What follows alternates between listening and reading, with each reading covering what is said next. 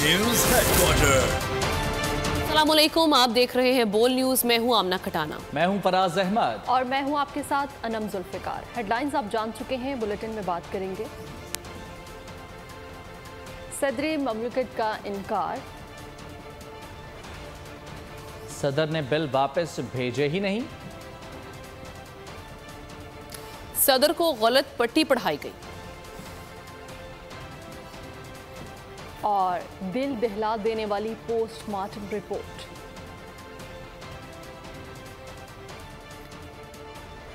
तो आज एक नई बहस का आगाज हो गया सदर ममलिकत की ट्वीट के साथ। अल्लाह जानता है कि मैंने ऑफिशियल सीक्रेट एक्ट और आर्मी एक्ट तरमीमी बिल पर दस्तखत नहीं किए।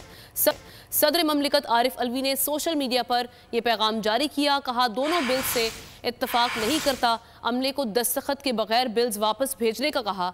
मेरी मर्जी और हुक्म को मजरू किया गया। कई बार अमले से बिल्स वापस करने की तस्दीक की। बिल से मुतासिर होने वालों सबसे माफी मांगूंगा। ऑफिशियल सीक्रेट और आर्मी एक्ट पर मेरे दस्तखत नहीं, सदर आरिफ अलवी ने पैगाम जारी कर दिया। सोशल मीडिया पर लिखा, अल्लाह जानता है मैंने ऑफिशियल सीक्रेट एक्ट और आर्मी एक्ट तरमीमी बिल पर दस्तखत नहीं किए। दोनों बिलों से इत्तेफाक नहीं करता। अमले को दस्तखत किए बगैर बिल्स वापस भेजने का कहा। सदर ममलिकत का कहना था, अमले ने मेरी मर्जी और हुक्म को मजरू किया। कई बार अमले से बिल्स वापस करने की तस्दीक की। बिल से मुतासिर होने वालों से माफी मांगूंगा। आइन के तहत सदर के पास दो इख्तियारात होते हैं, बिल की मंजूरी या एतराज लगाकर वापस भेजना। 10 दिन में सदर ने दस्तखत ना किए तो बिल खुद ब खुद कानून बन जाता है। निगरान वजीर कानून अहमद इरफान ने वजाहत कर दी। प्रेस कॉन्फ्रेंस में कहा कि सदर को 10 दिन में 2 रास्तों में से किसी एक का इंतखाब करना होता है। माजी में सदर ने अपने इख्तियारात का इस्तेमाल दस्तखत के जरिए करते रहे हैं।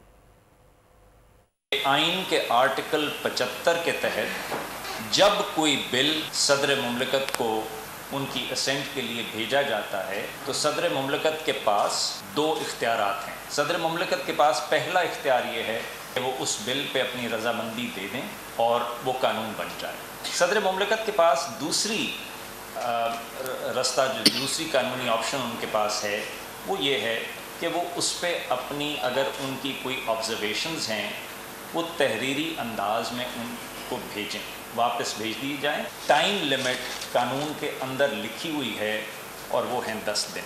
10 दिन के अंदर सदर मुमलिकत या एक रास्ता लें या दूसरा रास्ता लें। सदर मुमलिकत ने कहा कि बिल वापस भेज दिए। हम कहते हैं कि बिल वापस भेजे ही नहीं। ईवान सदर का रिकॉर्ड कतई तौर पर कब्जे में नहीं लेंगे। अगर अमला सदर की बात नहीं मान रहा तो उस पर तबसरा नहीं करूँगा। निगरान वज़ीर इत्तलात मुर्तज़ा सोलंगी की प्रेस कॉन्फ्रेंस। कहा कि सदर आइनी ओहदे पर रहना चाहते हैं या नहीं वो खुद बेहतर जानते हैं। सदर मुमलिकत के इस ट्वीट से ऐसा लगा कि जैसे कोई भूचाल आ गया है। मैं सदर से कहता हूँ कि कोई भूचाल नहीं आ रहा।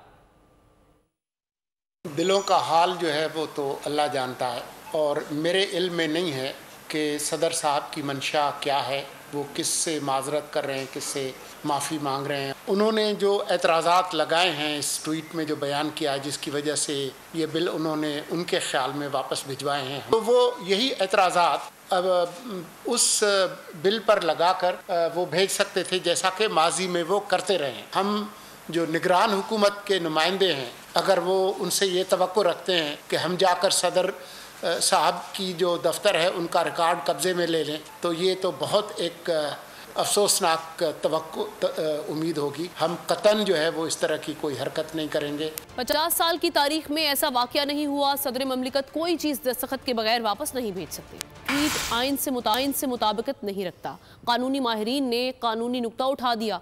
माहिर कानून एहसन अहमद ने कहा कि रियासत के सरबराह के तौर पर पहले इंक्वायरी होती, फिर प्रेस रिलीज जारी की जाती। इतने बड़े ऑफिस पर इस तरह के लैप्स आएंगे तो मुल्क से बाहर क्या पैगाम जाएगा। माहिर कानून शाह खावर ने कहा कि आर्टिकल 75 के तहत सदर को दस्तखत के साथ एतराज़ उठाना होता है। अब ये कानून बन चुका है। साबिक अटॉर्नी जनरल इरफान कादर ने कहा कि सदर को गलत पट्टी पढ़ाई गई। इस अमल की जवाबदही होनी चाहिए। प्रेसिडेंट ऑफिस जो है अप्रोप्रिएट ये था कि प्रेस रिलीज के अंदर इसको जारी करते, which is unprecedented in the constitutional history of Pakistan.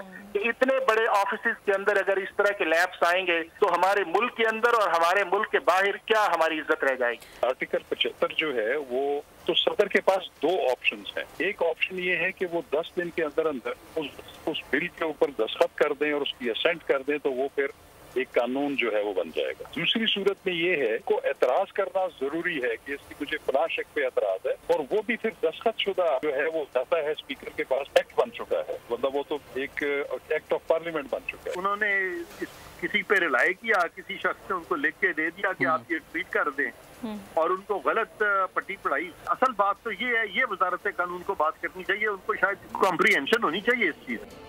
सदर मुमलिकत नाम लेकर बताएं कि कैसे और कब बिल वापस किए। अगर ऐसा किया तो बगैर दस्तखत के किसी शख्स को कैसे बिल थमा दिए।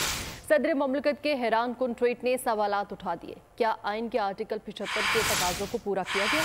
क्या सदर ने गैर आईनी इकदाम किया? क्या ट्वीट गैर आईनी है? सदर मुमलिकत के हैरान कुन ट्वीट ने कई सवालात उठा दिए। सदर आरिफ अलवी का ये कहना है कि वो इन बिलों से मुत्तफिक नहीं, इन्होंने बिल बगैर दस्तखत किए अमले को वापस कर दिया था। ये एक गैर आईनी अमल है। आइन के आर्टिकल 75 के तहत सदर के पास दो ऑप्शन होते हैं, एक ये कि वो बिलों पर दस्तखत कर दें, दूसरा इसे पार्लियामान को वापस भेज दें। अगर वो दस्तखत ना करें तो ये खुद ब खुद कानून बन जाता है। सदर मुमलिकत नाम लेकर बताएं कि कैसे और कब बिल वापस किए। अगर ऐसा किया तो बगैर साइन के किसी शख्स को कैसे बिल थमा दिए। क्या आइन के आर्टिकल 75 के तकाजों को पूरा किया गया? इसहाक डार ने सदर आरिफ अलवी से इस्तीफे का मुतालबा कर दिया। साबिक वजीर खजाना ने ट्वीट में कहा कि ये नाकाबिल यकीन है, इखलाकी तौर पर सदर को मुस्ताफी होना चाहिए। वो अपना दफ्तर मौसर तरीके से चलाने में नाकाम रहे। सरकारी काम फाइलों पर चलाया जाता है और उस पर अमल दरामद को यकीनी बनाया जाता है। ममलिकत ने मनसब की तौहीन की रियासत को नए आईनी बहरान से दो चार कर दिया। नून लीग के रहनुमा राना सनाउल्लाह का रद्द-ए-अमल। बोल न्यूज़ से टेलीफोनिक गुफ्तगू में कहा कि छोटे आदमी को बड़े ओहदे पर बिठा दिया गया। ऐवान सदर का अमला इन्हीं का मुतय्यन करदा है। ये ट्वीट नहीं करना चाहिए था, पहले इंक्वायरी होनी चाहिए थी। ऐसा ना हो कि थोड़ी देर बाद पता चले कि इनका ट्वीट गलत है। इनको कौम मुआफ नहीं करेगी। छोटे आदमी को एक बहुत बड़े मनसब पे बिठाने कि इतने भयानक नतीज नतीजा हो सकता है, मेरा ख्याल है कि ये किसी ने सोचा ना हो। सदर के मनसब के और उसके रुतबे के ये शायान शान ही नहीं है इस तरह का ट्वीट जो है वो करें।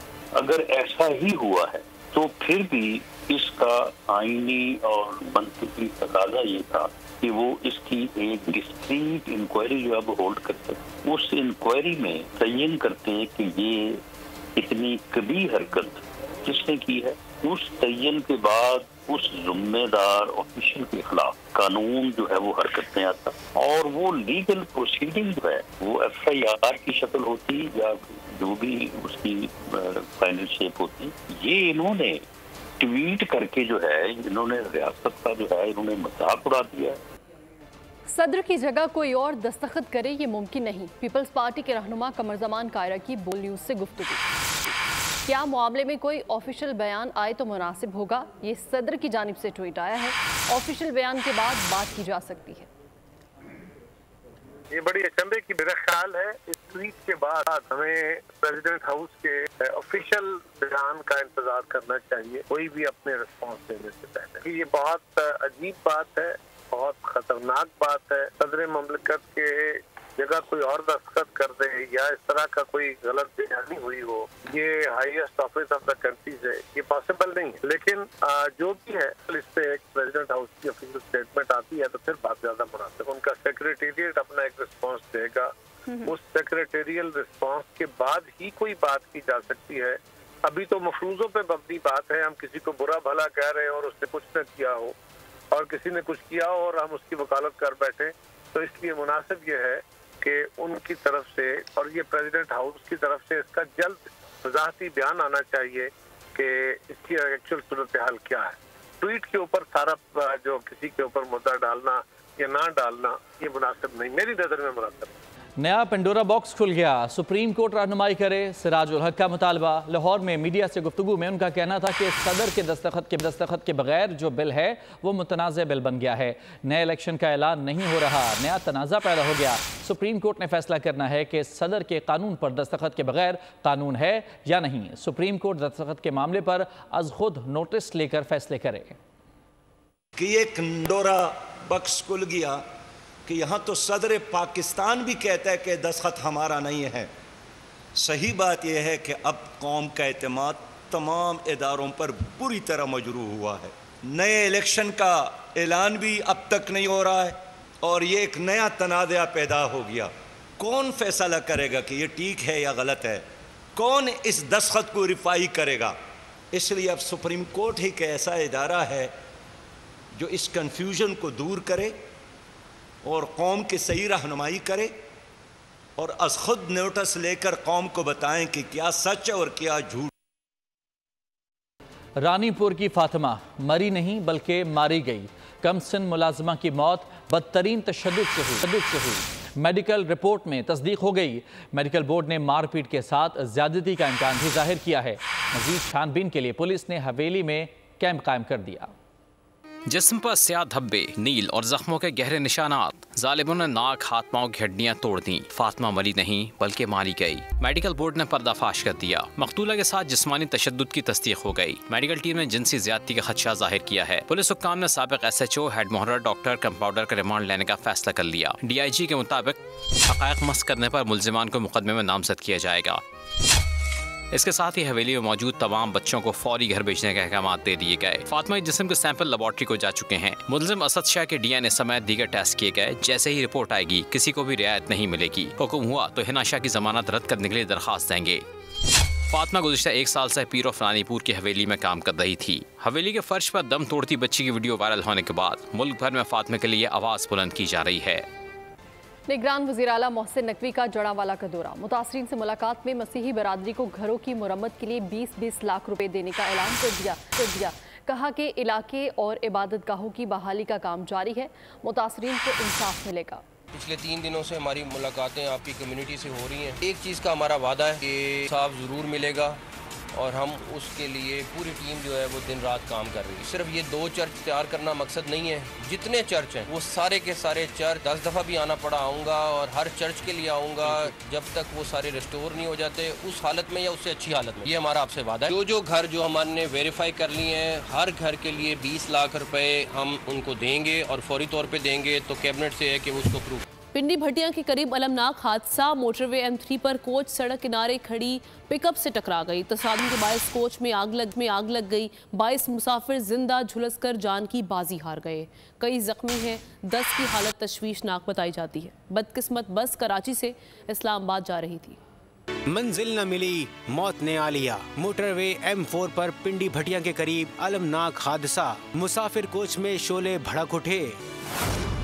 अलल सुबह 4:30 बजे का वक्त था। मुसाफिर कोच मंजिल की जानिब रवां दवां थी। तेज रफ्तार कोच काबू से बाहर होकर कैरी डब्बा से जा टकराई। नतीजे में आग भड़क उठी। मुतादिद अफराद झुलसकर जान की बाजी हार गए। जाबाक होने वालों में एक ही खानदान के 6 अफराद भी शामिल हैं, जबकि अक्सर जख्मियों की हालत तशवीशनाक है। DPO का कहना है कि कैरी डब्बा में 2 डीजल से भरी टैंकियां मौजूद थीं। कैरी वैन के अंदर बज़ाहिर 2 डीजल से भरी टैंकियां मौजूद थीं, जिसकी वजह से फौरी तौर पर आग भड़क उठी है और चंद ही मिनटों में पूरी बस जो है वो झुलस गई थी।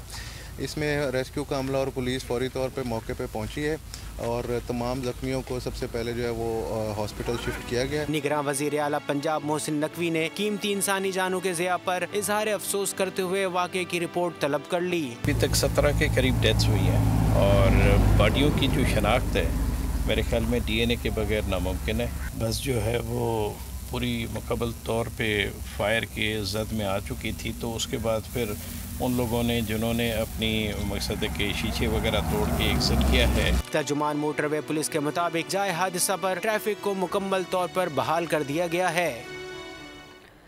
अमन दुश्मनों का एक और वार। शुमाली वजीरिस्तान में बम धमाका, 11 अफराद जहाँ बहक हो गए। हुकाम के मुताबिक दहशतगर्दों ने एक गाड़ी को बारूदी मवाद से उड़ाया। गाड़ी में 13 अफराद और मजदूर सवार शदीद जख्मी हुए, जिन्हें हस्पताल मुंतकिल कर दिया गया। जहाँ बहक अफराद का ताल्लुक जनूबी वजीरिस्तान की तहसील मकीन और वाना से था। दूसरी जानिब निगरान वज़ीर आज़म अनवारुल हक काकड़ और निगरान वज़ीर दाखिला सरफराज बुगटी ने दहशतगर्दी की मजम्मत की है। अनवारुल हक ने कहा कि दुख की इस घड़ी में मुतासरा खानदानों के साथ हैं। पाकिस्तान को अदम इस्तेहकाम से दो चार करने के लिए पीटीएम और टीटीपी का गठजोड़ बेनकाब। अल्लामा ताहिर अशरफी कहते हैं कि बेगुनाह इंसानियत का खून बहाने से इन लोगों को क्या मिलता है। सारे मजदूर जो मजदूरी के लिए वहाँ गए, इनका तो कोई गुनाह नहीं है। मैंने एक बार पहले भी अर्ज किया था कि झगड़ा आपका रियासत से हो सकता है, झगड़ा आपका किसी ग्रुप से हो सकता है, किसी जमात से हो सकता है। एक शख्स घर से मजदूरी के लिए गया है। रसूलुल्लाह सल्लल्लाहु अलैहि वसल्लम ने फरमाया अल कासिबु हबीबुल्लाह, मजदूरी करने वाला अल्लाह का दोस्त है। उसको बेगुनाह को कत्ल करके आपको क्या मिलेगा? हमें तो ये समझ नहीं आती कि इससे बेगुनाह। आईसीसी ने क्रिकेट वर्ल्ड कप की तैयारियां शुरू कर दी। 2 मुतारिफ करवाई गई हैं इस हवाले से और तकरीबी रूनुमाई भारत के शहर गुरुग्राम में हुई और अंडर 19 वर्ल्ड चैंपियंस कप्तानों यश गोयल और शफाली वर्मा ने शिरकत की। शायकीन 27 तक मैस्कोट को नाम दे सकते हैं। पाकिस्तान और भारत के माबैन वर्ल्ड गेम्स ब्लाइंड क्रिकेट मुकाबला कुछ देर बाद शुरू होगा। भारत पाकिस्तान के बगैर T20 वर्ल्ड कप चैंपियन है। आज इसका बदला लेंगे। एजाज वसीम बाखरी इस वक्त बर्मिंघम में पाकिस्तानी कप्तान निसार अली के साथ मौजूद हैं। उनसे तफसीलात जान लेते हैं। जी बताइएगा। जी मैं बर्मिंघम में मौजूद हूँ। बर्मिंघम में इब्सा वर्ल्ड गेम्स के अंदर ब्लाइंड क्रिकेट को पहली मरतबा शामिल किया गया और अब से कुछ देर बाद यहाँ बर्मिंघम में पाकिस्तान और रवैती हरीफ भारत के साथ एक बड़ा क्रिकेट मुकाबला होने जा रहा है। मेरे साथ पाकिस्तान ब्लाइंड काउंसिल के चेयरमैन सैयद सुल्तान शाह मौजूद हैं और पाकिस्तान क्रिकेट टीम के कप्तान निसार अली भी मौजूद हैं। इनसे बात करते हैं। सबसे पहले मैं कप्तान से बात करूँगा, कितने एक्साइटेड है इंडिया के लिए अभी, क्योंकि रेगुलर एशिया कप और वर्ल्ड कप के भी मैचेज आने वाले हैं जिनका कौम को इंतजार है। आज आप जीत से आगाज करने वाले हैं? जी बिल्कुल ऐसा ही है जी। आज के मैच का हमें जो है वो बड़ा शिद्दत से इंतज़ार है। तो इंशाल्लाह जिस तरह की हमारी तैयारी है, लड़के बड़े पुरजोश हैं और मुझे यकीन है इंशाल्लाह हमारे प्लेयर्स जो है वो बड़ा अच्छा परफॉर्म करेंगे। ब्लाइंड क्रिकेट टीम को वीज़ा मुल्क की इज़्ज़त व वक़ार की खातिर जान निछावर करने वाले कौम के अजीम सपूत पायलट ऑफिसर राशिद मिन्हाज शहीद का 52वां योम शहादत आज मनाया जा रहा है। 1951 को कराची के मकाम पर जन्म लेने वाले राशिद मिन्हाज ने इब्तदाई तालीम के दौरान ही हवाबाजी में दिलचस्पी लेना शुरू कर दी। इम्तियाजी हैसियत से ए लेवल्स करने के बाद राशिद ने 18 साल की उम्र में पाक फजाइया में शमूलियत इख्तियार की। इसके साथ ही न्यूज़ बुलेटिन से इतना ही। ब्रेक के बाद हाजिर होंगे हेडलाइंस के साथ। मज़ीद खबरों और अपडेट्स के लिए विजिट कीजिए हमारी वेबसाइट bolnews.com और देखते रहिए बोल न्यूज़। आप लोग इस मुल्क पाकिस्तान में आजाद हैं। सहाफती उसूलों पर कारबंद बोल न्यूज़ ने रखी रिवायत बरकरार। बोल न्यूज़ की जानिब से देखने वालों को यौम आज़ादी की बेहद मुबारकबाद। मुल्क भर से जश्न आज़ादी की तकरीबात बोल ने दिखाई अपनी स्क्रीन पर। पाकिस्तान के 76वें यौम आज़ादी का जश्न बोल ने सुनाई पाकिस्तान जिंदाबाद के नारों की गूंज। बोल की सबसे बड़ी ट्रांसमिशन में पाकिस्तान का नाम रोशन करने वालों ने दिए कौम को पैगामात। बेपनाह मुश्किलात का सामना करके इस मुल्क को हासिल किया। आज़ाद कौमों को बहुत सी कुर्बानियाँ देनी पड़ती हैं। 76 वारियों में आज़ादी का दिन जोश खरोश के साथ मनाया, क्योंकि जिंदाबाद पाकिस्तान ये है बोल की पहचान। सब्सक्राइब करें और बेल दबाएं ताकि कोई खबर रह न जाए।